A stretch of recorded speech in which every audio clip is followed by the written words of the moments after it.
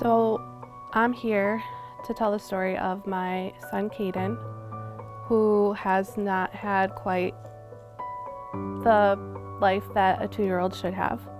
He's about to turn 2.5 years old, and while I was pregnant with him, never in a million years would I have expected the end of my pregnancy to look the way that it did. He was born right at the beginning of what we now know as COVID and pre-pandemic. Even the whole last month of my pregnancy actually was very challenging just on me emotionally as a mom, soon-to-be mom. What was this new world going to look like for us? I was very frightened of the fact that potentially I may have to birth alone. All of those unknowns in that time was very frightening. Protocols were changing daily, and out of fear, I elected to have an induction, and Cayden had cord wrapped. He wasn't crying. Once I gave birth, they were struggling to take off the cord around his neck, struggling to get him to cry.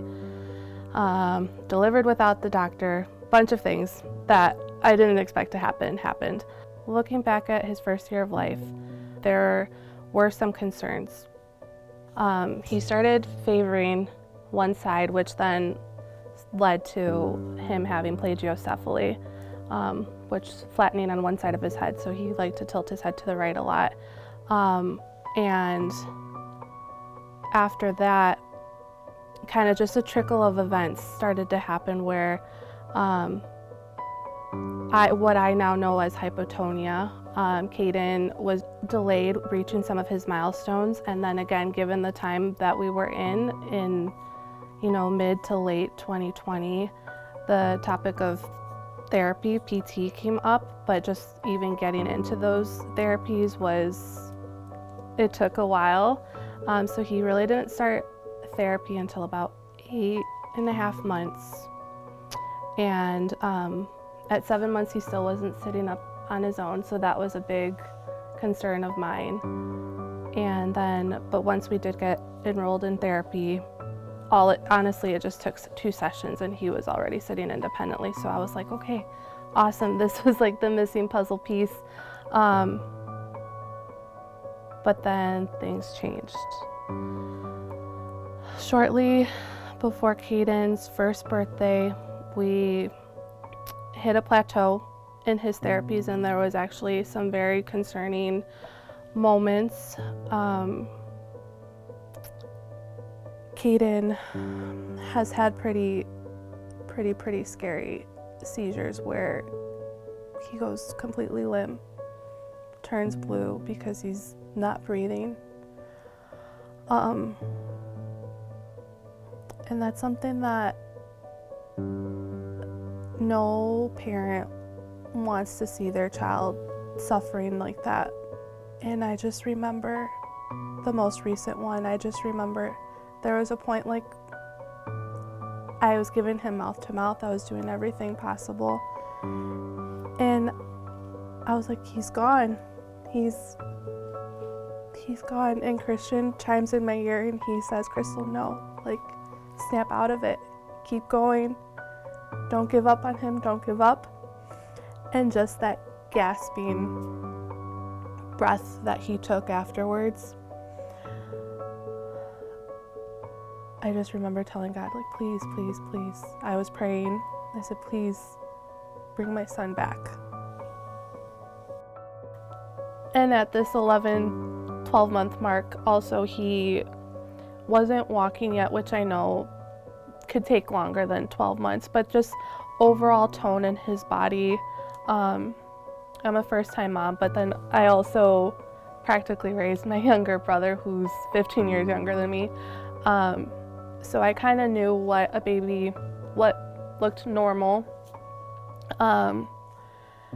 And that's when I started my hunt. I knew that there was more to just your therapies and that parental gut, that mama gut feeling, knew that there was more to his situation. And I was on Google and I was on my mom Facebook groups, and all I saw was chiropractic, and I didn't really associate chiropractic with younger little ones. So then I searched pediatric chiropractic near me on Google, and I actually live about 40 minutes from PWC, but that was the closest. That was one of the first searches to pop up. And I always thank the Lord that, now knowing that PWC gets many cases from all over the country, even other parts of the world, I am always so blessed to say, essentially PWC is in our backyard.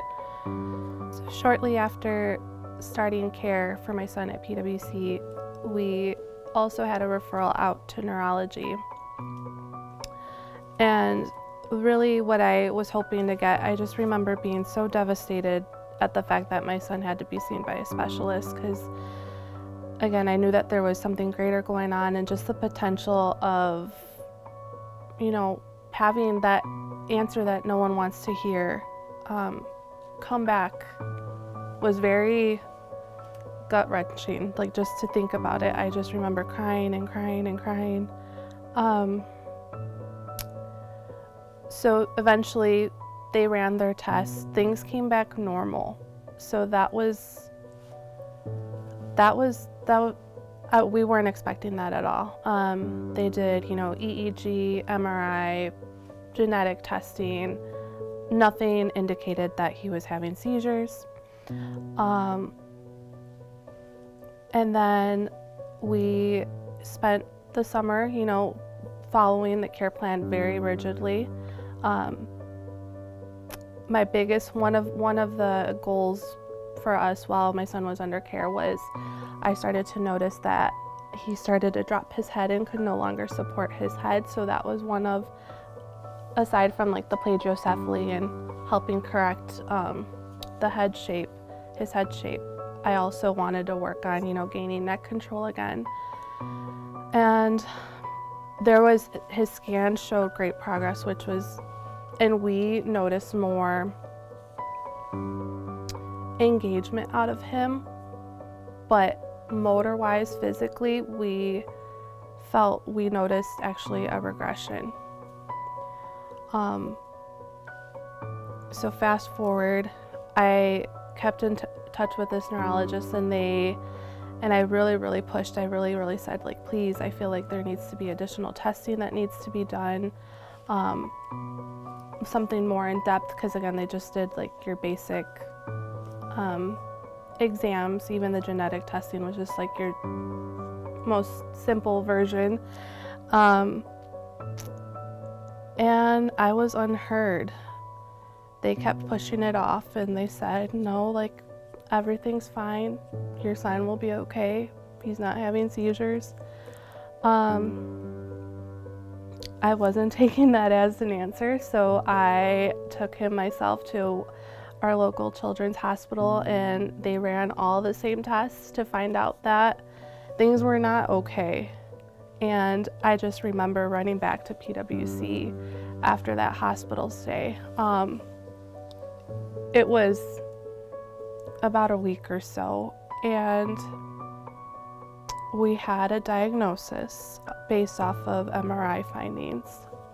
And I just remember, how could this be our life? Our son was only 16 months at the time, to find out that he was diagnosed with a terminal illness, which caused a lot of those regressions. And I just remember running back to PWC and talking to all the team and Dr. Tony. I walked in, both Christian, Cayden's father, and we walked into the office in full of tears, and I'll never forget walking out of that office with a big smile on our faces and hope. Dr. Tony did say we were all very hopeful that genetics wasn't the case, but if it had been, that we were going to give Cayden the best life possible.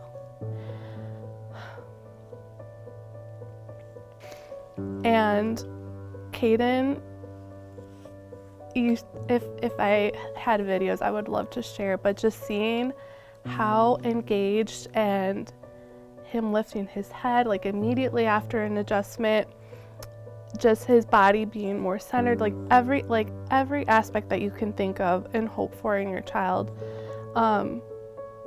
is just beautiful. And we are so fortunate and so happy to have found this home, this family. And Cayden, now sitting here today, almost a year later after that first diagnosis, we actually confirmed his diagnosis to be something else.